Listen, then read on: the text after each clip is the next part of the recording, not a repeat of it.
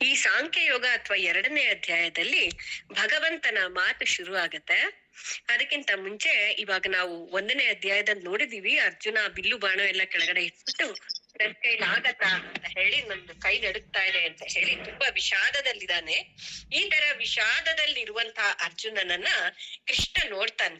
ನೋಡ್ಬಿಟ್ಟು ಹೀಗೆ ಹೇಳ್ತಾನೆ ಅಂತ ಸಂಜಯ ಹೇಳ್ತಾನೆ, ಏನಿದು ಇಷ್ಟು ಕಲ್ಮಶ ನಿನ್ ಮನಸ್ಸಿನಲ್ಲಿ ಎಲ್ಲಿಂದ ಬಂತು ಅಂತ ಹೇಳ್ತಾನೆ. ಯಾಕೆಂತಂದ್ರೆ ಅಷ್ಟು ವೀರನಾಗಿರುವಂತ ಅರ್ಜುನನ ಮನಸ್ಸಿನಲ್ಲಿ ಈ ತರ ದ್ವಂದ್ವಗಳು, ಈ ತರ ಯೋಚನೆಗಳು, ನಾನ್ ಯುದ್ಧ ಮಾಡಲ್ಲ ಅನ್ನೋ ಯೋಚನೆ ಬಂದಿದೆಯಲ್ಲ, ಅದು ದೊಡ್ಡ ಕಲ್ಮಶ ಅಂತ ಹೇಳ್ತಾನೆ. ಇದು ನಿನಗೆ ಯಾವ ಕೀರ್ತಿನೂ ತರಲ್ಲ, ಇದು ಅನಾರ್ಯವಾದಂತ ನಿನ್ ಬಿಹೇವಿಯರ್ ಸರಿಯಾಗಿಲ್ಲ ಅಂತ ಹೇಳ್ತಾನೆ. ಈ 2ನೇ ಅಧ್ಯಾಯದಲ್ಲಿ ಏನಂದ್ರೆ 11ನೇ ಶ್ಲೋಕ ತನಕ ಈ ವಿಷಾದ ಯೋಗ ಸ್ವಲ್ಪ ಮುಂದುವರಿಯುತ್ತೆ.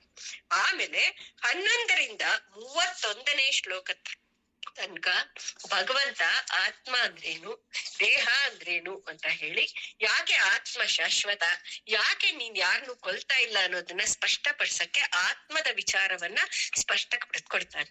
ಅದಾದ್ಮೇಲಿಂದ ಸ್ವಧರ್ಮದ ಬಗ್ಗೆ ಅರ್ಜುನನಿಗೆ ಮಾಹಿತಿಯನ್ನ ಕೊಟ್ಟು, ಆಮೇಲೆ ನೀನು ಯೋಗದಂತೆ ನಿನ್ನ ಕೆಲಸಗಳನ್ನ ಮಾಡ್ಬೇಕು ಅಂತ, ಆತರ ಮಾಡೋದು ಅಂದ್ರೆ ಏನು ಅಂತ ವಿವರಿಸ್ತಾನೆ. ಅದು 53ನೇ ಶ್ಲೋಕ ತನಕ ಆಗತ್ತೆ. 54ನೇ ಶ್ಲೋಕದಲ್ಲಿ ಅರ್ಜುನನ ಪ್ರಶ್ನೆ ಬರುತ್ತೆ. ಮತ್ತೆ ಸ್ಥಿತಪ್ರಜ್ಞ ಅಂದ್ರೆ ಯಾರು, ಅವನ್ ಹೆಂಗಿರ್ತಾನೆ, ಅವನ ವಿವರಣೆನ ನನಗ್ ಕೊಡು ಅಂತ ಹೇಳ್ತಾನೆ. ಅವಾಗ ಏನ್ ಮಾಡ್ತಾನೆ ಭಗವಂತ 55ರಿಂದ 61ನೇ ಶ್ಲೋಕದ ತನಕ ಸ್ಥಿತಪ್ರಜ್ಞನ ಲಕ್ಷಣಗಳನ್ನ ಹೇಳಿ, ಆಮೇಲಿಂದ ನಾವು ಏನ್ ಮಾಡಿದ್ರೆ ಏನಾಗತ್ತೆ ಅನ್ನೋ 2 ಚೈನ್ಗಳನ್ನ ಹೇಳ್ತಾನೆ. ಒಂದು ಒಳ್ಳೆ ಚೈನು, ಇನ್ನೊಂದು ಕೆಟ್ಟ ಚೈನು. ನಮ್ ಮನಸ್ಸನ್ನ ನಾವು ಹೇಗೆ ಸ್ಥಿಮಿತಕ್ಕೆ ತಗೋಬೇಕು ಅಂತ ಹೇಳ್ಬಿಟ್ಟು, ಕಡೆಗೆ ಪರಮ ಶಾಂತಿ ಬ್ರಾಹ್ಮಿ ಸ್ಥಿತಿ ಅದನ್ನ ಹೆಂಗೆ ತಲುಪಬೇಕು, ಆ ಬ್ರಾಹ್ಮಿ ಸ್ಥಿತಿ ಅಂದ್ರೆ ಏನು ಅಂತ ಹೇಳಿ ಈ ಅಧ್ಯಾಯನ ಮುಗಿಸ್ತಾನೆ. ಇದು ತುಂಬಾ ವಿಚಾರ ಮಾಡುವಂತ ಅಧ್ಯಾಯ. ಆಮೇಲೆ ಕೆಲವು ಶ್ಲೋಕಗಳಂತೂ ನಾವು ಪ್ರತಿದಿನ ಮನನ ಮಾಡಿಕೊಂಡು ನಮ್ಮ ಮನಸ್ಸನ್ನ ಗಟ್ಟಿ ಮಾಡ್ಕೊಡುವಂತ ಶ್ಲೋಕಗಳು. ಯಾಕೆ ಅಂದ್ರೆ ಇಲ್ಲಿ ನಡಗ್ ಹೋಗಿರುವಂತ, ತುಂಬಾ ದುಃಖದಲ್ಲಿರುವಂತ ಅರ್ಜುನನನ್ನ ಮೇಲೆತ್ತುತ್ತಾ ಇದ್ದಾನೆ. ನಮ್ಮ ಜೀವನದಲ್ಲಿ ಇದೇ ರೀತಿ ನಮಗೆ ಸಿಚುವೇಶನ್ಸ್ ಬರ್ತಾನೆ ಇರುತ್ತೆ, ಕುಗ್ಸೋ ಅಂತವು. ತುಂಬಾ ಯಾರ್ದೋ ಮಾತು, ಯಾವ್ದೋ ವಿಚಾರ, ನಾವ್ ತುಂಬಾ ಬೇಕು ಅನ್ಕೊಂಡಿರೋದು ಆಗೋದಿಲ್ಲ. ಈ ಜೀವನದಲ್ಲಿ ನಾವ್ ಏನ್ ಅನ್ಕೊಂಡಿರ್ತೀವೋ ಅದ್ ಯಾವ್ದು ನಡೆಯಲ್ಲ, ಅದ್ ಹೆಂಗೋ ಬೇರೆ ತರ ನಡೆಯುತ್ತೆ. ಅಂತ ಪರಿಸ್ಥಿತಿಲಿ ಅದನ್ನ ನಾವು ಹೇಗೆ ಬ್ಯಾಲೆನ್ಸ್ ಮಾಡ್ಬೇಕು, ಹೇಗೆ ನಾವು ತಡ್ಕೋಬೇಕು. ಎಷ್ಟೋ ಜನ ನಮಗ್ ಬೇಕಾದವರೆಲ್ಲ ನಮ್ಮನ್ ಬಿಟ್ಟು ಹೋಗ್ತಿರ್ತಾರೆ. ಇದು ಒಂದ್ ರೈಲ್ ತರ, ಟ್ರೈನ್ ತರ ಹತ್ತತಾ ಇರ್ತಾರೆ, ಇಳಿತಾ ಇರ್ತಾರೆ. ಆದ್ರೆ ನಾವ್ ಟ್ರೈನ್ ಅಲ್ಲಿ ಅದನ್ನ ಎಷ್ಟು ಸುಲಭವಾಗಿ ತಗೋತೀವಿ. ಜೀವನ ಅನ್ನುವಂತ ಟ್ರೈನ್ ಅಲ್ಲಿ ನಾವ್ ಹಂಗ್ ತಗೊಳಲ್ಲ. ಒಬ್ರೊಬ್ರು ಬಿಟ್ಟು ಹೋದಾಗ್ಲೂ ನಮ್ಮ ಹೃದಯ ಒಡೆಯೋ ಹಾಗಾಗತ್ತೆ. ಆಗ ಹೆಂಗೆ ಅದನ್ನ ನಾವು ಸಮಾಧಾನ ಮಾಡ್ಕೋಬೇಕು ಅನ್ನೋದಕ್ಕೆ ಈ ಅಧ್ಯಾಯ ತುಂಬಾ ಮುಖ್ಯವಾದ ಅಧ್ಯಾಯ ಆಗಿದೆ. ಕೃಷ್ಣ ಬೈದ ಮೇಲೆ ಅರ್ಜುನ ಮತ್ತೆ ಅದೇ ಮಾತನ್ನ ಹೇಳ್ತಾನೆ. ಅವನೇನ್ ಹೇಳ್ತಾನೆ, ಭೀಷ್ಮ ದ್ರೋಣರ್ನ ನಾನ್ ಹೇಗ್ ಕೊಲ್ಲಿ ಅಂತ ಹೇಳಿ 4 ಪ್ರಶ್ನೆ ಇರ್ತಾನೆ ಕೃಷ್ಣನ್ ಮುಂದೆ. ಏನಂದ್ರೆ, ಪ್ರಾಣಿ ಹತ್ಯೆ ಪಾಪ ಅಲ್ವೇ, ಕರುಣೆ ಕರ್ತವ್ಯ ಅಲ್ವೇ, ನಾವ್ ಕರುಣೆ ತೋರ್ಸ್ಬೇಕಲ್ವಾ, ನಾವ್ ಪ್ರಾಣಿ ಹತ್ಯೆ ಮಾಡ್ಬಾರ್ದಲ್ವಾ, ಮತ್ತೆ ನಾವು ನಮ್ ಸ್ವಾರ್ಥಕ್ಕೋಸ್ಕರ ಅವ್ರನ್ನೆಲ್ಲ ಕೊಂದ್ಕೊಂಡ್ಬಿಟ್ರೆ ನಮ್ಗೇನ್ ಸಂತೋಷ ಇರತ್ತಾ, ಇರದೇ ಇಲ್ಲ. ಮತ್ತೆ ಧರ್ಮ ದೊಡ್ಡದಲ್ವೇ ಅಂತ ಈ 4 ಪ್ರಶ್ನೆನ ಕೇಳ್ತಾನೆ. ಕೇಳ್ಬಿಟ್ಟು ಆಮೇಲೆ ತಾನೇ ಹೇಳ್ತಾನೆ ಕೃಷ್ಣ, ನನಗೆ ತುಂಬಾ ಕರುಣೆ ಉಕ್ಕಿ ಉಕ್ಕಿ ಬರ್ತಾ ಇದೆ ನನ್ ಹೃದಯದಿಂದ. ಇದರಿಂದ ಏನಾಗಿದೆ ಅಂದ್ರೆ ಕಾರ್ಪಣ್ಯ ದೋಷ ಆಗಿದೆ. ಅದರಿಂದ ನನ್ನ ಬುದ್ಧಿ ಯಾವ್ದು ಧರ್ಮ, ಯಾವ್ದು ಧರ್ಮ ಅಲ್ಲ ಅನ್ನೋದನ್ನ ನನಗೆ ನಿರ್ಧಾರ ಮಾಡಕ್ ಆಗ್ತಾ ಇಲ್ಲ. ಆದ್ರಿಂದ ನಾನಿವಾಗ ನಿನಗೆ ಶರಣಾಗಿದ್ದೀನಿ. ಆದ್ರಿಂದ ನೀನು ನನಗೆ ಸರಿದಾರಿಯಿಂದ ತೋರ್ಸು ಅಂತ ಹೇಳ್ಬಿಟ್ಟು 7ನೇ ಶ್ಲೋಕ ಅದ್ರಲ್ಲಿ ಶಿಷ್ಯಸ್ತೇಹಂ ಅಂತ ಹೇಳಿ ಶರಣಾಗ್ತಾನೆ ಕೃಷ್ಣನ್ಗೆ. ಶಾದಿ ಮಾಂ ತ್ವಾಂ ಅಂತ ಹೇಳ್ಬಿಟ್ಟು ನನಗೆ ಸರಿದಾರಿಯನ್ನ ತೋರ್ಸು ಅಂತ ಹೇಳಿ ಅವನ ಆಯುಧಗಳನ್ನೆಲ್ಲ ಕೆಳಗಿಟ್ಟು ಕೈ ಮುಕ್ಕೊಂಡು ಕೂತ್ಕೊಂಡ್ಬಿಡ್ತಾನೆ, ಮೌನವಾಗ್ಬಿಡ್ತಾನೆ ಅಂತ ಸಂಜಯ ಹೇಳ್ತಾನೆ. ಆವಾಗ ಕೃಷ್ಣ ಏನ್ ಮಾಡ್ತಾನೆ ಅಂದ್ರೆ ಅವನನ್ನು ನೋಡಿ ನಗ್ತಾನೆ. ಯಾಕೆ ಅಂತಂದ್ರೆ ಇವಾಗ ಸಣ್ಣ ಸಣ್ಣ ಮಕ್ಳು ಇರ್ತಾರೆ ಮನೇಲಿ, ಯಾರೋ ಅಜ್ಜಿ ಹೇಳ್ತಿರ್ತಾರೆ ಅಯ್ಯೋ ನನ್ ಕರ್ಮ ಇಷ್ಟೆಲ್ಲ ಅನ್ಭವಿಸ್ಬೇಕು ಅಂತ, ಆ ಮಗುನು ಅದನ್ನೇ ಹೇಳತ್ತೆ ಅಯ್ಯೋ ನನ್ ಕರ್ಮ ಅಂತ. ಅದ್ ಹೆಂಗೆ ಆ ಮಗು ಗಿಣಿ ಪಾಠ ಹೇಳ್ತಿರುತ್ತಲ್ಲ, ಹಂಗೆ ಅರ್ಜುನ ಇಲ್ಲಿ ಗಿಣಿ ಪಾಠ ಹೇಳ್ತಾನೆ. ಅವ್ನ ವಿವೇಚನಾನ ಯೋಚನೆ ಯೂಸ್ ಮಾಡ್ತಾ ಇಲ್ಲ, ಅವ್ನ ಬುದ್ಧಿಶಕ್ತಿನ ಯೂಸ್ ಮಾಡ್ತಾ ಇಲ್ಲ. ಹೆಂಗೆ ಇವರೆಲ್ಲ ಎಷ್ಟು ಕಷ್ಟ ಕೊಟ್ಟಿದ್ದಾರೆ, ಇವರೆಲ್ಲ ಎಷ್ಟು ಕೆಟ್ಟವರು, ಇವ್ರ ಕೈಯಲ್ಲಿ ರಾಜ್ಯ ಸಿಕ್ಕ್ರೆ ಎಂತ ಅಧರ್ಮ ಆಗತ್ತೆ ಅಂದ್ರೆ ಆ ಕುಲವಧು ದ್ರೌಪದಿನೇ ಬಿಟ್ಟಿಲ್ಲ, ಅವಳದೇನೆ ವಸ್ತ್ರಾಪಹರಣ ಮಾಡಿದ್ಮೇಲೆ ಮಾಮೂಲು ಜನನ್ನ ಬಿಡ್ತಾರ ಈ ನೀಚರು ಅಂತ ಒಂದು ವಿಚಾರ ಯೋಚನೆ ಮಾಡಿದ್ರೆ ಅವನಿಗೆ ಇದರಿಂದ ಸ್ವಲ್ಪನಾರು ಗೊತ್ತಾಗ್ತಾ ಇತ್ತು. ಆದ್ರೆ ಅವನು ವಿಚಾರ ಮಾಡುವಂತ ಸ್ಥಿತಿಯಲ್ಲೇ ಇಲ್ಲ. ಆದ್ರಿಂದ ಕೃಷ್ಣ ನಗ್ತಾನೆ ಅವನ್ನ ನೋಡ್ಬಿಟ್ಟು. ಆಮೇಲೆ ಮೊದಲನೇ ಒಂದು ಡೌಟ್ ಏನಂದ್ರೆ ಯಾಕೆ ನಾನ್ ಕೊಲ್ಬೇಕು ಅನ್ನೋದು ಅವನಿಗೆ. ಈ ಭೀಷ್ಮ ದ್ರೋಣ ಇವ್ರನ್ನೆಲ್ಲ ನಾನ್ ಕೊಲ್ಲಕ್ ಇಷ್ಟ ಇಲ್ಲ ಅಂತ ಕೃಷ್ಣ ಹೇಳ್ತಾನೆ. ನೋಡು, ಮುಂಚೆ ಯಾರಿದ್ರು ಅವ್ರು ಮುಂದೇನೂ ಇದಾರೆ, ಇಲ್ಲಿ ಹಿಂದಿನಿಂದ ಯಾರ್ಯಾರು ಇಲ್ಲಿ ನಾವು ಬದುಕ್ತಾ ಬಂದಿದೀವಿ ಅವರೆಲ್ಲ ಮುಂದೆನೂ ಇರ್ತೀವಿ. ನೀನು ಯಾತಿಗೋಸ್ಕರ ದುಃಖ ಪಡಬಾರ್ದು, ಅವರಿಗೋಸ್ಕರ ದುಃಖ ಪಡ್ತಾ ಇದೀಯ. ಇಲ್ಲಿರೋರೆಲ್ಲ ಎಂದು ಏನಂತಂದ್ರೆ ಒಂದು ಸಮಷ್ಟಿ ಅಂತಂದ್ಬಿಟ್ಟು, ಇವಾಗ ಯುದ್ಧ ಆದಾಗ ಏನಾಗತ್ತೆ, ತುಂಬಾ ಜನ ಸಾಯ್ತಾರೆ. ಅವಾಗ ಏನಾಗತ್ತೆ ಅಂತಂದ್ರೆ ಎಲ್ಲಾರ್ದು ಪಾಪಗಳಿರುತ್ತೆ, ಎಲ್ಲಾರ್ದು. ಈಗ ಪಾಪಿಷ್ಟ್ರ ಜೊತೆ ಸೇರ್ಕೊಂಡ್ರೆ ಆ ಧರ್ಮಕ್ಕೆ ಸಪೋರ್ಟ್ ಮಾಡ್ದವ್ರು ಕೂಡ ಪಾಪ ಮಾಡ್ದಂಗ ಆಗೋಗ್ಬಿಡುತ್ತೆ. ಆ ಬ್ರಾಕೆಟ್ ಅಲ್ಲಿ ಭೀಷ್ಮ ದ್ರೋಣ ಅವರೆಲ್ಲ ಬರ್ತಾರೆ. ಅದ್ರ ಜೊತೆ ಕೆಲವರೆಲ್ಲ ಸೇಡಿಗೋಸ್ಕರ ಸೇರ್ಕೊಂಡಿರ್ತಾರೆ, ಬೇರೆ ಬೇರೆ ವಿಚಾರಕ್ಕೋಸ್ಕರ ಎರಡು ಗುಂಪುಗಳಿಗೂ ಜನ ಸೇರ್ಕೊಂಡಿರ್ತಾರೆ. ಅವ್ರಿಗೆಲ್ಲಾರ್ದು ಪಾಪಗಳಿರುತ್ತೆ. ಈಗ ಅವ್ರು ಹಠ ಆದಾಗ ಏನಾಗತ್ತೆ ಅಂದ್ರೆ, ತುಂಬಾ ಪಾಪ ಮಾಡಿದವನಿಗೆ ಮುಕ್ತಿ ಏನು ಅಂದ್ರೆ ಸಂಹಾರ ಆಗೋದು, ಆ ದೇಹದಿಂದ ಅವನ್ನ ಬೇರ್ಪಡಿಸ್ಬಿಡುದು. ಆ ಪಾಪ ಏನಾರು ಅವನ ಆತ್ಮ ಬೀಜದಲ್ಲೇ ಪಾಪ ಇತ್ತು ಅಂದ್ರೆ ಅವನು ಅಂದ ತಪಸ್ಸಿಗೆ ಹೊಟ್ಟೋಗ್ಬಿಡ್ತಾನೆ. ಅಕಸ್ಮಾತ್ ಈ ಭೀಷ್ಮ ದ್ರೋಣ ಅವರೆಲ್ಲ ಹೆಂಗೆ, ಭೀಷ್ಮ ಅಂತೂ ಶಾಪಗ್ರಸ್ತ ಅಂದ್ರೆ ಅವನು ವಸು, ಅವನಿಗೆ ಶಾಪ ಬಂದಿರುತ್ತೆ. ಅವ್ರ ಅಣ್ಣಂದ್ರದು ಎಲ್ಲಾರ್ದು ಕೂಡ ಶಾಪನ ಅವ್ನ ಅನುಭವಿಸ್ತಾ ಇದ್ದಾನೆ. ಅವ್ನು ವಾಪಸ್ ಹೋಗ್ಬೇಕು, ಅವನ್ನ ಲೋಕ ಸೇರ್ಕೋಬೇಕು. ದ್ರೋಣಾಚಾರ್ಯರು ಈ ದುಷ್ಟ ಸಹವಾಸದಿಂದ ಅವರು ಪುಣ್ಯ ಲೋಕ ಸ್ವರ್ಗಕ್ಕೆ ಹೋಗ್ಬೇಕು. ಆದ್ರಿಂದ ಅವ್ರನ್ನ ನೀನು ಬಿಡುಗಡೆ ಮಾಡಿದ್ರೆ ಅವರು ಪುಣ್ಯ ಲೋಕಕ್ಕೆ ಸೇರ್ಕೋತಾರೆ. ಈ ಪಾಪಿಷ್ಟ್ರು ಏನಾಗ್ತಾರೆ, ಅವರು ಒಂದೊಂದ್ ತಮಸ್ಸಿಗೆ ಹೋಗ್ತಾರೆ. ಎರಡು ಕೂಡ ಶ್ರೇಯಸ್ಕರನೇ. ಇಲ್ಲಿ ನೀನು ದುಃಖಿಸ್ಬೇಕಾಗಿರುವಂತವ್ರು ಯಾರ್ಯಾರು ಇಲ್ಲ ಅಂತ ಹೇಳ್ತಾನೆ. ಪಂಡಿತರು ಯಾರಿಗೂ ದುಃಖಿಸಲ್ಲ, ಬದುಕಿರೋರ್ಗೂನು ದುಃಖಿಸಲ್ಲ, ಸತ್ತವ್ರಿಗೂ ದುಃಖಿಸಲ್ಲ. ಯಾಕೆ ಅಂತಂದ್ರೆ ಹಿಂದಿನಿಂದ ಇದ್ದವರೆಲ್ಲ ನಾವು ಮುಂದೇನು ಇರ್ತಾನೆ ಇರ್ತೀವಿ. ನೀನು ಇದ್ದಿ, ನಾನು ಇದ್ದೆ, ಮುಂದೇನೂ ಇರ್ತೀವಿ. ಒಂದ್ ಸ್ವಲ್ಪ ದಿನ ಕಾಣಿಸ್ತೀವಿ, ಆಮೇಲಿಂದ ಮತ್ತೆ ಕಾಣಿಸಲ್ಲ, ಆಮೇಲೆ ಮತ್ತೆ ಪ್ರಕಟ ಆಗ್ತೀವಿ. ಆದ್ರೆ ಈ ದೇಹದೊಳಗೆ ಆತ್ಮ ಅಂತ ಯಾರಿದಾನೆ ಅವನಿಗೆ ಸಾವಿಲ್ಲ, ಅವನ್ ಯಾವಾಗ್ಲೂ ಇದ್ದೇ ಇರ್ತಾನೆ. ಇವಾಗ ನಾನು ನಾನು ನಾನು ಅಂತ ನಾವ್ ಹೇಳ್ತೀವಲ್ಲ, ಅದೇ ನಮ್ಮ ಆತ್ಮ. ಈಗ ನಾವು ಸತ್ತಾಗ ಏನಾಗತ್ತೆ ಅಂತಂದ್ರೆ, ಈ ದೇಹದೊಳಗೆ ಎರಡು ಭಾಗ ಇದೆ. ಒಂದು ಈ ದೇಹ ಅಂದ್ರೆ ಮಣ್ಣು, ನೀರು, ಗಾಳಿ, ಬೆಂಕಿ, ಆಕಾಶ, ಈ ಪಂಚಭೂತಗಳಿಂದ ಆಗಿರುವಂತ ದೇಹಕ್ಕೆ ನಾಶ ಇದೆ. ಆದ್ರೆ ಅದರ ಒಳಗೆ ಚೈತನ್ಯ ರೂಪವಾಗಿರುವಂತ ಎನರ್ಜಿ ಏನಿದೆ ಅದು ಕಂಟಿನ್ಯೂ ಆಗ್ತಾ ಹೋಗುತ್ತೆ. ನಾವು ಫಿಸಿಕ್ಸ್ ನ ತಗೊಂಡ್ರು ಏನ್ ಹೇಳ್ತಾನೆ, matter can neither be created not destroyed, it changes from one form to other. ಅಂದ್ರೆ ಈ ದೇಹ ಮ್ಯಾಟರ್ ಅದೇನಾಗುತ್ತೆ, ಈ ದೇಹದ ಫಾರ್ಮ್ ಇಂದ ಮಣ್ಣು, ನೀರು, ಗಾಳಿ, ಬೆಂಕಿ ಮತ್ತೆ ಆಗತ್ತೆ CH4 ಕಾರ್ಬನ್, ಹೈಡ್ರೋಜನ್, ಆಕ್ಸಿಜನ್ ಆಗೋಗ್ಬಿಡುತ್ತೆ. ಆದ್ರೆ ನಮ್ ಆತ್ಮ ಇದೆಯಲ್ಲ, ಇದು ಎನರ್ಜಿ ತರ. ಅಂದ್ರೆ ಎಲೆಕ್ಟ್ರಾನ್ಸ್ ಇರುತ್ತಲ್ಲ, ಈ ರೇ ಆಫ್ ಎಲೆಕ್ಟ್ರಾನ್ಸ್, ಅದ್ಗೇನಾಗತ್ತೆ, ಡಿಸ್ಟ್ರಾಯ್ ಆಗಲ್ಲ, ಅದು ಹೋಗ್ತಾ ಇರುತ್ತೆ, ಮುಂದೆ ಹೋಗುತ್ತೆ. ಇನ್ನೊಂದ್ ದೇಹ ಫಾರ್ಮ್ ಆಗತ್ತೆ, ಅದ್ರೊಳಗೆ ಅದ್ ಹೋಗಿ ಸೇರ್ಕೊಳತ್ತೆ. ತರ ಸೈಂಟಿಫಿಕ್ ಆಗಿ ನಾವ್ ತಗೊಳ್ಳಿ, ಆಧ್ಯಾತ್ಮಿಕವಾಗಿ ತಗೊಳ್ಳಿ, ಏನಪ್ಪ ಮುಖ್ಯ ಏನು ಅಂದ್ರೆ ನಾನು ಅನ್ನೋ ಆತ್ಮಕ್ಕೆ ಸಾವೇ ಇಲ್ಲ ಅಂತ ಹೇಳ್ತಾನೆ. ಆದ್ರೆ ಏನಾಗತ್ತೆ, ಇಷ್ಟು ದಿವಸ ನಮ್ಮ ಜೊತೆ ಇರೋರ್ಗೆ ಆ ದೇಹ ಸವಾಸ. ಈಗ ಭೀಷ್ಮ ಅಂದಿದ ತಕ್ಷಣ ಅವನಿಗೆ ತಾತ ಅಂತ ಅನ್ಸತ್ತೆ, ಆ ತಾತನ್ ಕಳ್ಕೊತಾ ಇದೀನಲ್ಲ ಅಂತ ಅನ್ಸುತ್ತೆ, ದುಃಖ ಬರುತ್ತೆ. ಆದ್ರೆ ಭಗವಂತ ಏನ್ ಹೇಳ್ತಾನೆ ಅಂದ್ರೆ, ಚಳಿ ಬರುತ್ತೆ, ಬಿಸಿಲು ಬರುತ್ತೆ, ಎಷ್ಟೊತ್ತಿರುತ್ತೆ ಅದು. ಚಳಿಗಾಲ ಇರುತ್ತಂತ ಚಳಿ, ಅದಾಗಿದ ತಕ್ಷಣ ಬೇಸಿಗೆ. ಚಳಿ ಅಂತಿದ್ದವ್ರು ಅಬ್ಬಾ ಬಿಸಿಲು ಬೇಡಪ್ಪ, ತಣ್ಣ ಗಾಳಿ ಬೀಸಿದ್ರೆ ಸಾಕು ಅಂತೀವಿ. ಹೌದಾ? ಎಲ್ಲ ಕ್ಷಣಿಕ. ಹಾಗೇನೆ ಕೂಡ ನಮ್ಮ ಆತ್ಮೀಯರ ವಿಯೋಗ ಏನಿದೆ ಅದು ಕ್ಷಣಿಕ, ಅದನ್ನ ನೀನು ಸಹಿಸ್ಕೋಬೇಕು. ತಾಳಿದವನು ಬಾಳಿಯಾನು. ನಾವು ತಾಳ್ಕೋಬೇಕಾಗತ್ತೆ, ನಾವು ಎಷ್ಟೋ ಕಷ್ಟಗಳನ್ನ ಸಹಿಸ್ಕೋಬೇಕಾಗತ್ತೆ. ಆದ್ರಿಂದ ನೀನು ಸಹಿಸ್ಕೋ ಅಂತ ಹೇಳ್ತಾನೆ. ಇಲ್ಲಿ ನಾನು DVG ಅವರ ಒಂದು ಕಗ್ಗವನ್ನ ಹೇಳ್ತೀನಿ. ಅವ್ರು ಹೇಳ್ತಾರೆ, ಬದುಕು ಜಟಕ ಬಂಡಿ ವಿಧಿ ಅದರ ಸಾಹೇಬ, ಕುದುರೆ ನೀ ಅವನು ಬೇಳ್ದಂತೆ ಪಯಣವಿದು, ಮದುವೆಗೋ ಮಸಣಗೋ ಹೋಗಂದ ಕಡೆ ಹೋಗು ಪದ ಕುಸಿಯೇ ನೆಲವಿಹುದು ಮಂಕುತಿಮ್ಮ. ಅಂದ್ರೆ ಅವರು ನಮಿಗೊಂದು ಏನ್ ಹೇಳ್ತಾರೆ, ಅಕಸ್ಮಾತ್ ಕಾಲ್ ಜಾರಿದ್ರೆ ಕೆಳಗಡೆ ನಿನಗೆ ನೆಲ ಇದೆ, ನೀನೇನು ಬೀಳಲ್ಲ ಅಂತ ಹೇಳ್ತಾರೆ. ಇನ್ನೊಂದು ಮರುಳಿಮೆಯ ಕಗ್ಗ ಇದೆ, ಇದು ಬಹಳ ಚೆನ್ನಾಗಿದೆ. ನಾವೆಲ್ಲರೂ ಕೂಡ ನಮಗೆ ಬೇಜಾರಾದಾಗ ಇದನ್ನ ಹೇಳ್ಕೋಬೇಕು. ಏನಿದು, ಎದೆಗಟ್ಟಿ ಎದೆಗಟ್ಟಿ ಎದೆಗಟ್ಟಿ ಎನ್ನುತ್ತಿರು ಪದ ಜಾರಿ ಬಿದ್ದಂದು ತಲೆ ತಿರುಗಿದಂದು ಬದುಕೇನು ಜಗವೇನು ದೈವವೇನೆನಿಪೆಂದು ಅದರಿಂದಿಯೇ ಸಿರಿಯೋ ಮರುಳ ಮುನಿಯ ಅಂತ ಹೇಳ್ತಾರೆ.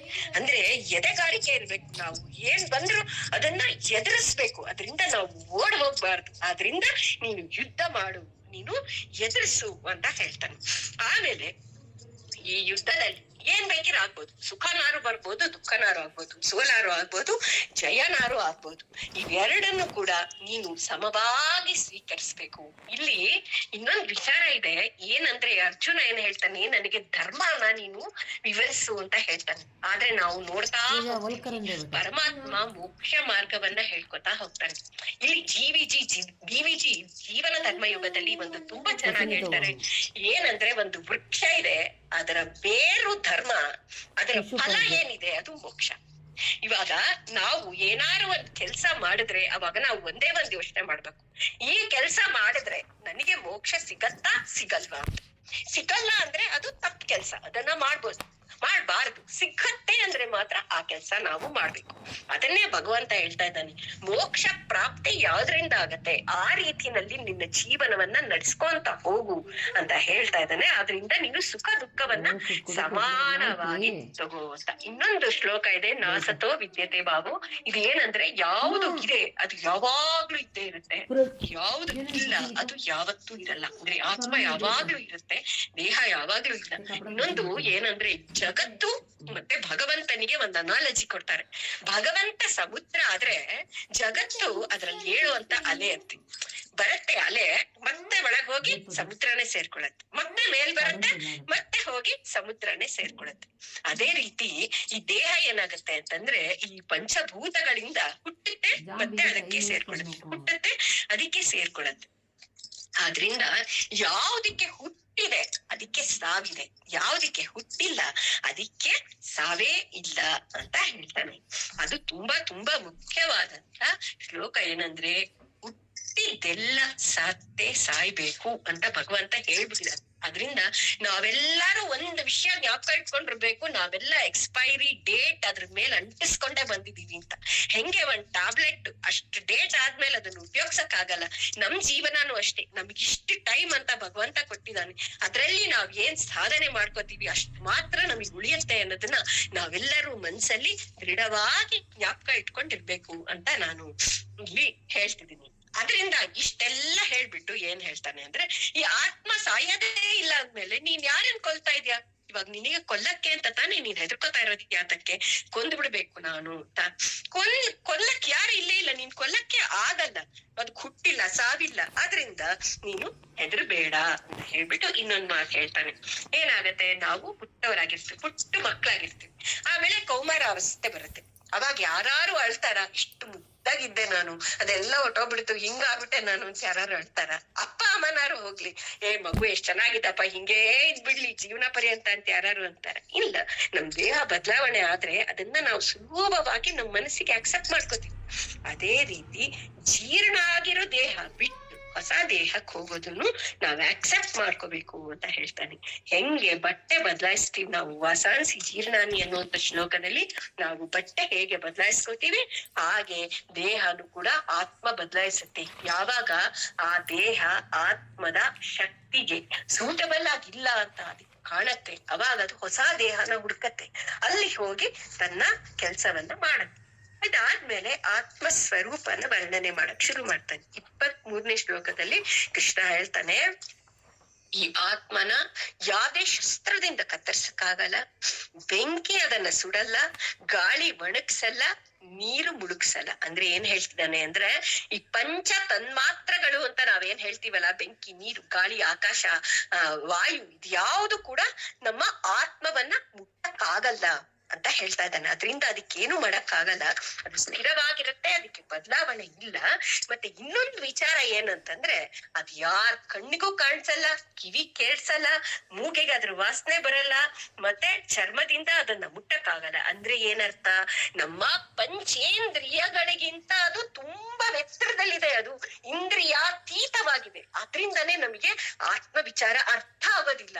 ಯಾಕೆ ಅಂದ್ರೆ ನಮಗೆ ಏನಂದ್ರೆ ನಾವು ಮುಟ್ಬೇಕು, ಓ ಇದು ಹಿಂಗೆ ಅಂತ, ಅವಾಗ ನಮಗ್ ಗೊತ್ತಾಗತ್ತೆ. ಆದ್ರೆ ಆತ್ಮನ ಮುಟ್ಟಕ್ಕಾಗಲ್ಲ, ಕಾಣಲ್ಲ, ಏನು ಗೊತ್ತಿಲ್ಲ ನಮ್ಗೆ ಅದ್ರ ಬಗ್ಗೆ, ಗೊತ್ತಾಗಕ್ಕೂ ಆಗಲ್ಲ. ಯಾಕೆಂದ್ರೆ ಅದು ನಮ್ಮ ಇಂದ್ರಿಯಗಳೆಲ್ಲ ಏನಂದ್ರೆ ಒಂದ್ ಲಿಮಿಟ್ ಇದೆ, ನಮ್ಗೆಲ್ಲರಿಗೂ ಗೊತ್ತು.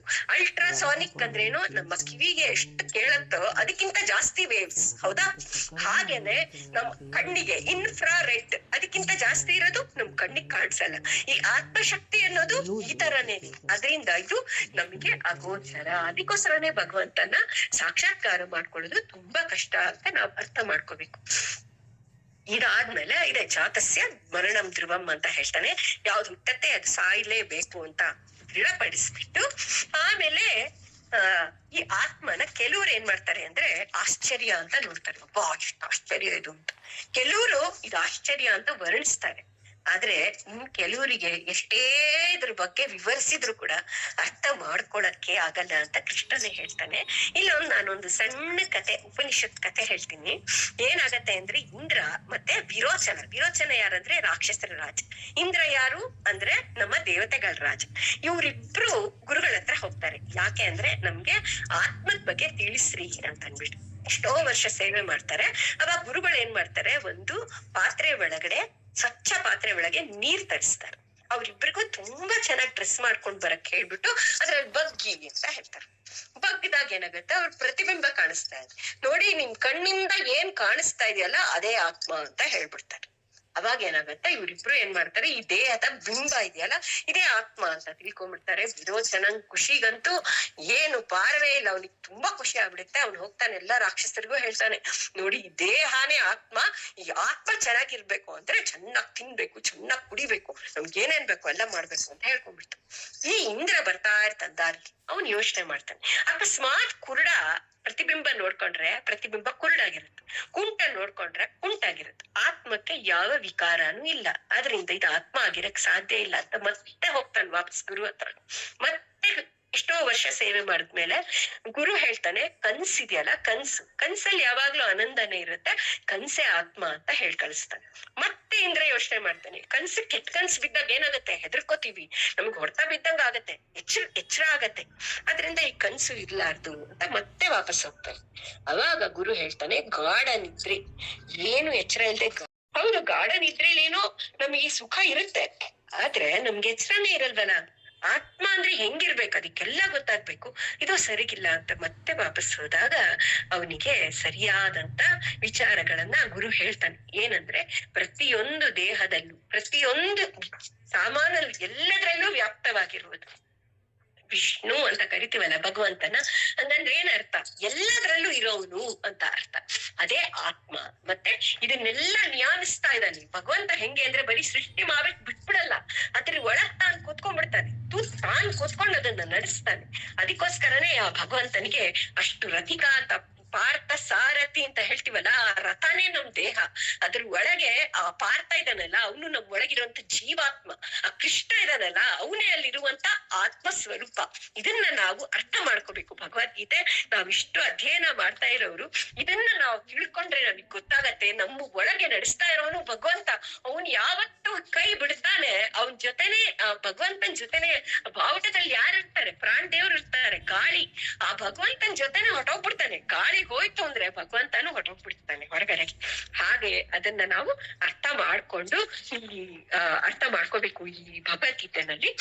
ಇದು ಇಲ್ಲಿಗೆ ಏನಾಗತ್ತೆ ಅಂತಂದ್ರೆ, ದೇಹ ಮತ್ತೆ ಆತ್ಮದ ಬಗೆಗಿನ ವಿಚಾರಗಳು ಒಂದ್ ಸ್ಟೇಜಿಗೆ ಬಂದು ನಿಂತ್ಕೊಂಡು, ಕೇಸಮೇ ಕೃತ್ವ ಲಾಭವು ಜಯವು ಅಂತಂದ್ರೆ, ಏನೇ ದ್ವಂದ್ವಗಳು ಬಂದ್ರು ಕೂಡ ಅದನ್ನ ಸಮದೃಷ್ಟಿ ಭಕ್ತಿಯಿಂದ ಸ್ವೀಕರಿಸ್ಬೇಕು. ಇವಾಗ ನಮ್ ಕೈಯಲ್ಲಿ ಇಲ್ಲ ಯಾವ್ದನ್ನು, ನಾನು ಆಗ್ಲೇ ಹೇಳ್ದೆ, ಇವಾಗ ಯಾವಾಗ ಸುಖ ಬರುತ್ತೆ, ಯಾವಾಗ ದುಃಖ ಬರುತ್ತೆ ಯಾರಿಗ್ ಗೊತ್ತು, ಯಾವಾಗ ಆಕ್ಸಿಡೆಂಟ್ ಆಗತ್ತೆ ಏನು ಗೊತ್ತಿಲ್ಲ ನಮ್ಗೆ.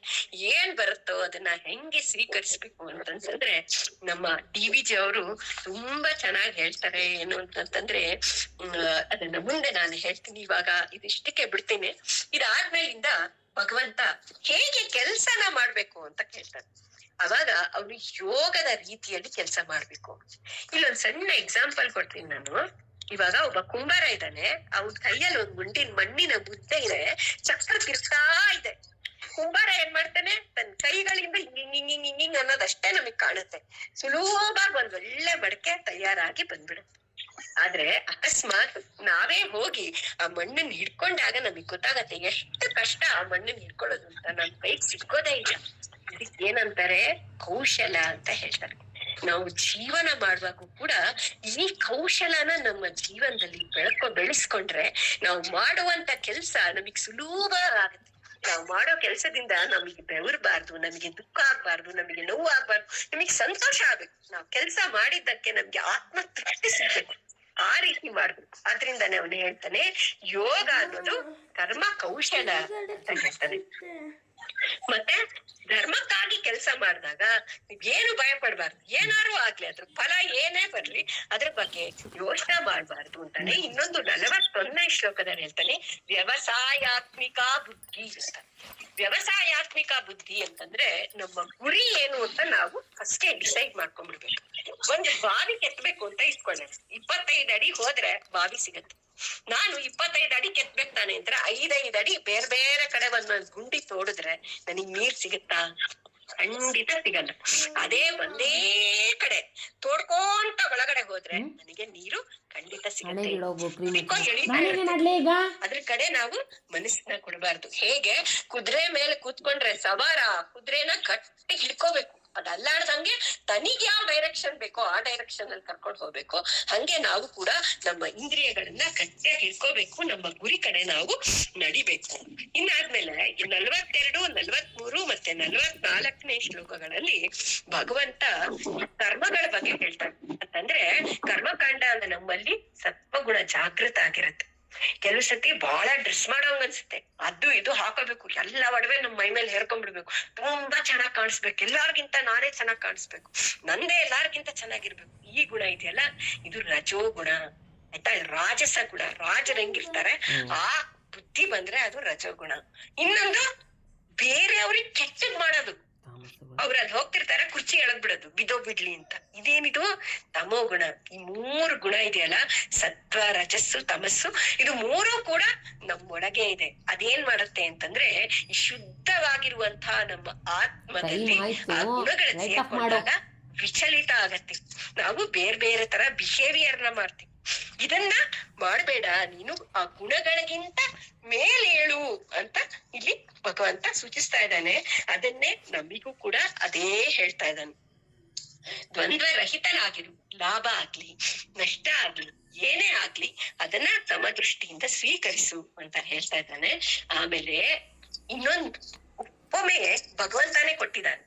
ಏನಪ್ಪಾ ಅಂದ್ರೆ ತುಂಬಾ ಒಳ್ಳೆ ಸಿಹಿ ನೀರುವಂತ ಜಲಾಶಯ ನಮ್ ಮನೆ ಪಕ್ಕನೇ ಇದ್ರೆ ನಾವೇನಾರು ಅಲ್ಲಿ ಬಾವಿ ತೋಡ್ತೀವ? ನೋಡಲ್ಲ. ಯಾಕೆಂದ್ರೆ ಜಲಾಶಯ ಅಲ್ಲೇ ಇದೆ.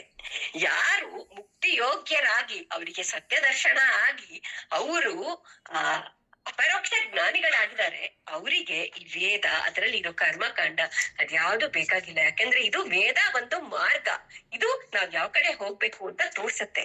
ಆದ್ರೆ ಇದು ಎಂಡ್ ರಿಸಲ್ಟ್ ಏನು? ಮೋಕ್ಷ. ಆದ್ರಿಂದ ನೀವು ಮೋಕ್ಷದ ಕಡೆ ನಿಮ್ಮ ಇದಿರ್ಲಿ ಅಂತ. 47ನೇ ಶ್ಲೋಕ ತುಂಬಾ ಮುಖ್ಯವಾದ್ದು. ಕರ್ಮಣ್ಯವಾಧಿಕಾರಸ್ಥೆ ಮಾ ಫಲೇಶು ಕದಾಚನ. ಇದನ್ನ ಎಕ್ಸ್ಪ್ಲೈನ್ ಮಾಡಕ್ಕೆ ನಾನು DVG ಅವರ ಕಗ್ಗನ ತಗೋತೀನಿ.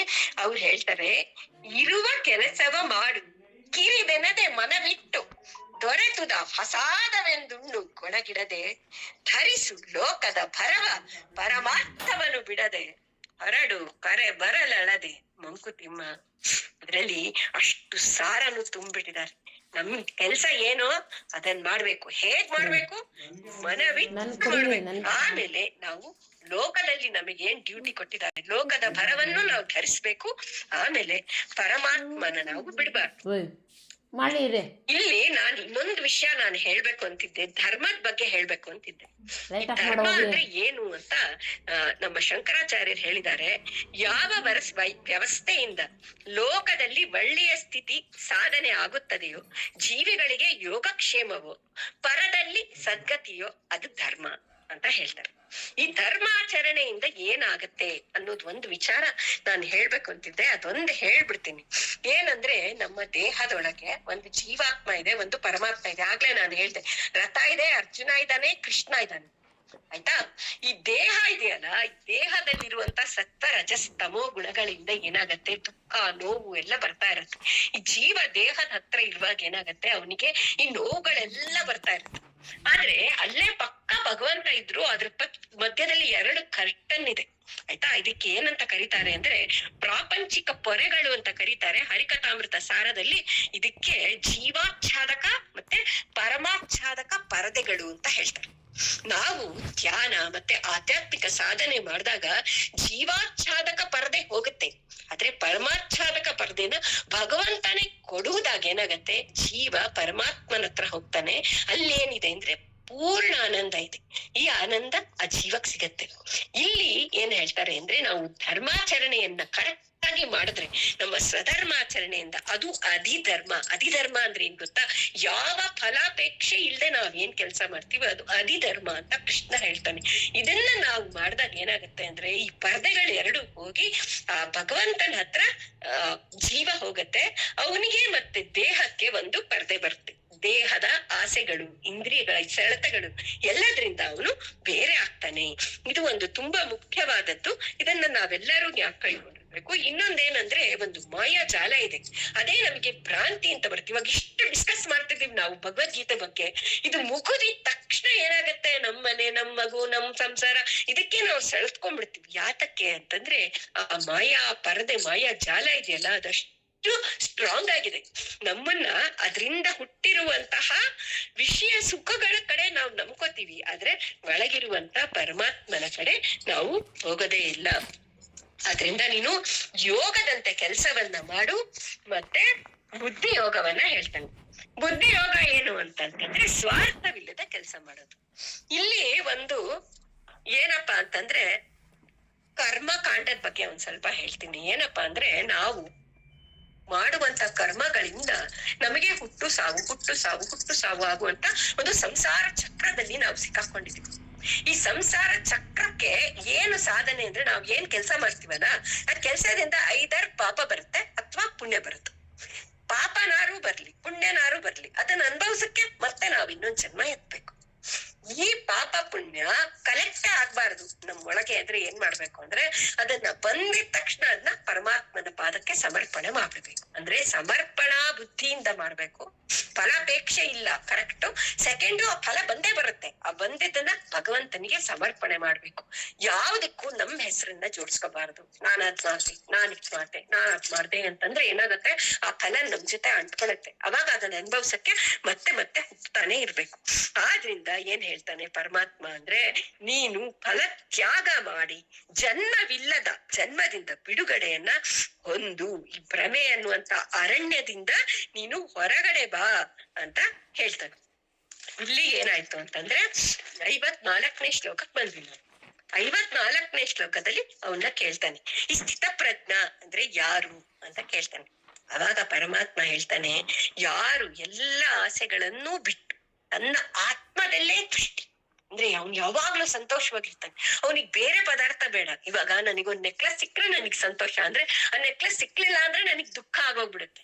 ನನಗೇನು ಬೇಡಪ್ಪ, ನನ್ನೊಳಗೆ ಆ ಭಗವಂತ ಇದ್ದಾನೆ, ಅವನ್ನ ನೋಡ್ಕೊಂಡ್ ನಾನ್ ಸಂತೋಷವಾಗಿದ್ದೀನಿ ಅಂತ ಯಾರಿರ್ತಾನಲ್ಲ, ಅವನು ಅವನು ಸ್ಥಿತಪ್ರಜ್ಞ. ಮತ್ತೆ ಅವನು ದುಃಖದಿಂದ ವಿಚಲಿತ ಆಗೋದಿಲ್ಲ. ಸುಖದಿಂದ ಅವನು ತುಂಬಾ ಸಂತೋಷನೂ ಪಡಲ್ಲ, ತುಂಬಾ ದುಃಖನೂ ಪಡಲ್ಲ, ಆಸೆನೂ ಪಡಲ್ಲ. ನಂಗೆ ಅದ್ಬೇಕು, ಇದ್ ಬೇಕು, ಇದ್ ಬೇಕು, ಅದ್ ಬೇಕು ಅಂತ ಆಸೆನೂ ಪಡೋದಿಲ್ಲ.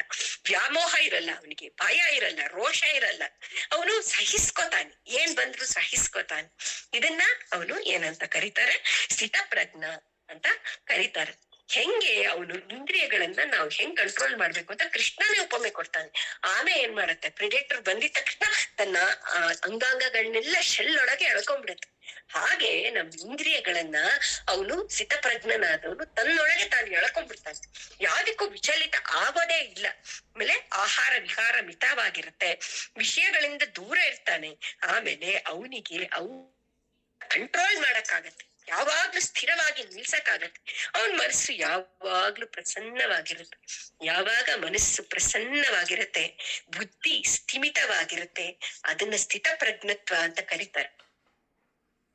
ಆದ್ರೆ ಯಾವಾಗ ಮನಸ್ಸು ಇಂದ್ರಿಯಗಳ ಲೋಲುಪತೆಗೆ ಚಲ್ಲಾಪಿಲ್ಲಿ ಆಗಿರುತ್ತೆ, ಅವಾಗ ಹೆಂಗಿರುತ್ತೆ ಅಂತಂದ್ರೆ ಜೋರ ಗಾಳಿ ಬೀಸ್ತಾ ಇರುವಾಗ ದೋಣಿ ಹೋಗುವಾಗ ದೋಣಿ ಹೆಂಗಾಗತ್ತೆ ಹಂಗಾಗತ್ತೆ ನಮ್ಮ ಮನಸ್ಸಿಗೆ. ಅದ್ರಲ್ಲಿ ತುಂಬಾ ಅಶಾಂತಿ ತುಂಬಿರುತ್ತೆ.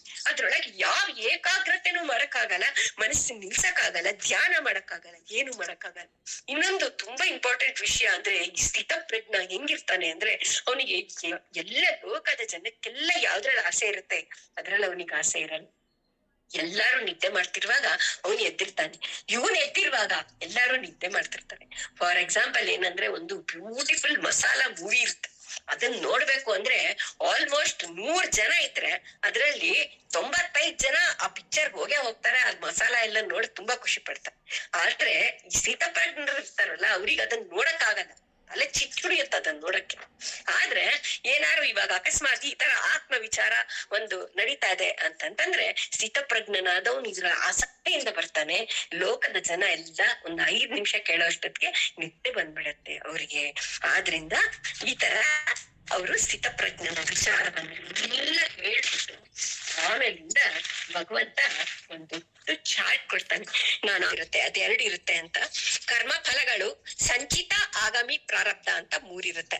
ಇದ್ರ ಬಗ್ಗೆ ನಾನು ಹೇಳಲಿಲ್ಲ, ಈಗ ಮತ್ತೆ ಹೇಳ್ಬಿಡ್ತೀನಿ. ಸಂಚಿತ ಅಂದ್ರೆ ನಾವು ಗಂಟ್ ಕಟ್ಕೊಂಡ್ ಬಂದಿರ್ತೀವಿ, ಅದು ಸಂಚಿತ ಕರ್ಮ. ಅಂದ್ರೆ ಅದು ಅಷ್ಟು ಫುಲ್ ಗಂಟೆ ನಮ್ ತಲೆ ಮೇಲೆ ಇರುತ್ತೆ, ಅದಷ್ಟನ್ನು ನಾವು ಆ ಜನ್ಮದಲ್ಲಿ ಅನುಭವಿಸಲ್ಲ, ಕೆಲವೊಂದ್ ಮಾತ್ರ ಅನುಭವಿಸ್ತೀವಿ. ಫಾರ್ ಎಕ್ಸಾಂಪಲ್ ಒಂದು ಮೊಳಕೆ ಕಾಳನ್ನ ನೀರಲ್ಲಿ ನೆನ್ಸ್ಬಿಟ್ರೆ ಕೆಲವು ಬೇಗ ಮೊಳಕೆ ಬಂದ್ಬಿಡತ್ತೆ. ಅದು ಈ ಪ್ರಾರಬ್ಧ ಕರ್ಮ ಅಂತ ಏನಿದೆಯಲ್ಲ, ಇಲ್ಲಿ ಕಾಣಿಸ್ತಿದ್ಯಲ್ಲ ರೈಟ್ ಸೈಡ್ಗೆ, ಅದನ್ನ ಅನುಭವಿಸ್ಲೇಬೇಕು ಜೀವನದಲ್ಲಿ. ಈ ಆಗಾಮಿ ಅಂತಿದೆಯಲ್ಲ ಮಧ್ಯದಲ್ಲಿ, ಇದು ಮುಂದಿನ ಜನ್ಮಗಳಲ್ಲಿ ನಾವು ಅನುಭವಿಸ್ಬೇಕಾಗಿರುವಂತ ಕರ್ಮ. ಈ ಸಂಚಿತ ಕರ್ಮ ಅದು ನಮ್ ಕಂಟ್ರೋಲ್ ಅಲ್ಲಿ ಇರಲ್ಲ, ಸಂಚಿತ ಆಗಾಮಿ. ಪ್ರಾರಬ್ಧ ಮಾತ್ರ ನಮಗೆ ದುಃಖ ರೂಪದಲ್ಲಿ ಬರ್ತಾನೇ ಇರುತ್ತೆ. ಅದನ್ನ ಅನುಭವಿಸ್ತಿಲ್ಲ ಅಂದ್ರೆ ಮತ್ತೆ ಮುಂದಿನ ಜನ್ಮಕ್ ಬರ್ಬೇಕು. ಅದಕ್ಕೋಸ್ಕರನೇ ರಾಮಕೃಷ್ಣ ಪರಮಹಂಸರಿಗೆ ಕ್ಯಾನ್ಸರ್ ಬಂದಿರುತ್ತೆ, ಅಷ್ಟು ನೋವಾಗ್ತಿರುತ್ತೆ. ಅವ್ರು ಮುಂದೆನೆ ದೇವಿ ಕಾಣಿಸ್ತಾ ಇದ್ರು, ಇದನ್ನ ಪರಿಹಾರ ಮಾಡು ಅಂತ ಅವ್ರು ಕೇಳ್ಕೊಳಲ್ಲ, ಅದನ್ನ ಅನುಭವಿಸ್ತಾರೆ. ಹಾಗೆ ನಮ್ಮ ದಾಸರ ಕಥೆಗಳನ್ನು ಓದಿದ್ರೆ ಅವ್ರ ಮಕ್ಕಳು ಸಾಯ್ತಾರೆ, ಅವ್ರಿಗೆ ಎಷ್ಟೊಂದು ಕಷ್ಟಗಳು ಬರ್ತಾ ಇರುತ್ತೆ. ಆದ್ರೂ ಅವ್ರ ಎದುರಿಗೆ ಕುಣಿತಾ ಇರುವಂತ ಪರಮಾತ್ಮನಿಗೆ ಈ ದೇಹದ ಕಷ್ಟವನ್ನ ಪರಿಹರಿಸುವಂತ ಅವ್ರು ಕೇಳ್ಕೊಳ್ಳೋದಿಲ್ಲ. ಇದನ್ನ ನಾವು ಜ್ಞಾಪಕ ಇಟ್ಕೊಂಡ್ರೆ ನಮ್ಗೆ ಏನ್ ಕಷ್ಟ ಬಂದ್ರು ಅದನ್ನ ನಾವು ಎದುರಿಸೋ ಅಂತ ಎದೆಗಾರಿಕೆ ನಮ್ಗೆ ಬರುತ್ತೆ ಅಂತ ಈ ವಿಷಯನ ಮತ್ತೆ ಹೇಳಿದೀನಿ. ಇಲ್ಲಾಗ್ಲೇ ನಾನ್ ಹೇಳ್ದೆ, ಈ ಕಡೆ ದೇಹ ಇರುತ್ತೆ, ಇಲ್ಲಿ ಒಂದು ದೇಹಾಭಿಮಾನ ಅಂತ ಒಂದು ಪರ್ದೆ ಇರುತ್ತೆ. ಈ ದೇಹಾಭಿಮಾನದಿಂದ ಏನಾಗತ್ತೆ, ಈ ಜೀವ ಯಾವಾಗ್ಲೂ ಈ ದೇಹದ ವಿಚಾರಗಳನ್ನ ಸುಖ ದುಃಖ ಅನುಭವಿಸ್ತಾ ಇರ್ತಾನೆ. ಇಲ್ಲೇ ಆತ್ಮ ಇದೆ, ಇದ್ರ ಪರ್ದೆ ಇದೆ, ಪ್ರಾಪಂಚಿಕ ಪೊರೆಗಳು. ಆದ್ರೆ ಇವನು ಇದಕ್ ಹೋಗಕ್ ಆಗ್ತಾ ಇಲ್ಲ, ಈ ನೋವೆಲ್ಲ ಜೀವ ಅನುಭವಿಸ್ತಾ ಇದೆ. ಆದ್ರೆ ಯಾವಾಗ ಈ ಧರ್ಮ ಮಾಡೋದ್ರಿಂದ ಈ ಪರ್ದೆಗಳು ಕಟ್ಟಾದಾಗ ಏನಾಗತ್ತೆ, ಜೀವ ಆತ್ಮದ ಹತ್ರ ಬಂದ್ಬಿಡುತ್ತೆ, ಸಂಪೂರ್ಣ ಆನಂದ ಜೀವಕ್ ಬರುತ್ತೆ, ದೇಹದ ಅಭಿಮಾನ ಬಿಟ್ಟು ಹೋಗ್ಬಿಡುತ್ತೆ. ಇದು ನಾನು ಅವಾಗ್ಲೇ ಎಕ್ಸ್ಪ್ಲೈನ್ ಮಾಡ್ದೆ. ಇದನ್ನು ಕೂಡ ನಾನು ಆಗ್ಲೇ ಮಾಯಾ ಜಾಲ ಇರುತ್ತೆ, ಅದ್ರ ಒಳಗಡೆ ಪರಮಾತ್ಮ ಇದ್ದಾನೆ. ಜೀವ ಈ ಪರಮಾತ್ಮನ್ ಮರ್ತ್ಬಿಟ್ಟಿದ್ದಾನೆ. ಆದ್ರೆ ಜೀವ ವಿಷಯ ಸುಖ ಅಂತ ಏನಿರುತ್ತೆ ಅದರ ಹೊರಗಡೆ ಕಾಣಿಸ್ತಾ ಇರೋದು. ಈ ಮಾಯಾ ಪರ್ದೆ ಹೊರಗೆ ನಮ್ಗೆ ವಿಷಯ ಸುಖಗಳು ಕಾಣತ್ತೆ, ಇದನ್ನ ನಂಬಿದಾನೆ. ಅದ್ರ ಹಿಂದೆ ಅವನು ಹೋಗ್ತಾನಷ್ಟೇ ಹೊರತು ಒಳಗಿರುವ ಪರಮಾತ್ಮನ ಕಡೆ ಹೋಗೋದಿಲ್ಲ.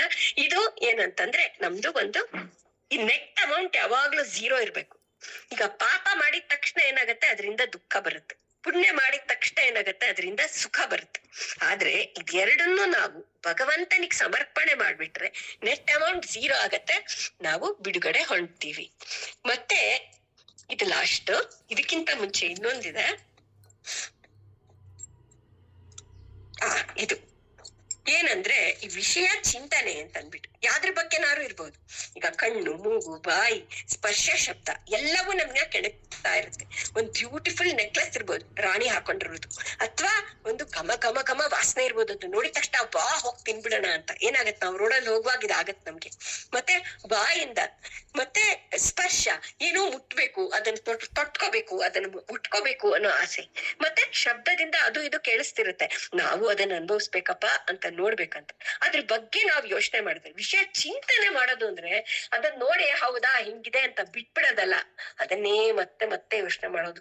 ಒಂದು ಎಕ್ಸಾಂಪಲ್ ನಾನು ಕೊಡ್ಬೇಕು ಅಂತಂದ್ರೆ, ಒಂದ್ ನೆಕ್ಲೆಸ್ ನೋಡಿರ್ತೀವಿ, ತುಂಬಾ ಇಷ್ಟ ಆಗಿರುತ್ತೆ, ನಮಗ್ ಕೊಂಡ್ಕೊಳ್ಳಬಹುದು ಅಂತ ಅನ್ಸುತ್ತೆ. ನಾವೇನ್ ಮಾಡ್ತೀವಿ, ತುಂಬಾ ಆಸೆ ಆಗತ್ತೆ, ಅವಾಗ ಏನ್ ಮಾಡ್ತೀವಿ, ದುಡ್ಡೆಲ್ಲ ಕಲೆಕ್ಟ್ ಮಾಡಿರ್ತೀವಿ ನೆಕ್ಲೆಸ್ ಕೊಂಡ್ಕೊಳ್ಳೋಣ ಅಂತ. ಇನ್ನೇನ್ ಕೊಂಡ್ಕೋಬೇಕು ಅವತ್ತೇನಾಗತ್ತೆ, ಮಗುಗೆ ತುಂಬಾ ಹುಷಾರಿರಲ್ಲ, ಆಸ್ಪತ್ರೆಗೆ ಹೋಗ್ತೀವಿ, ಅಷ್ಟು ದುಡ್ಡು ಅದಕ್ಕೆ ಖರ್ಚಾಗೋಗುತ್ತೆ.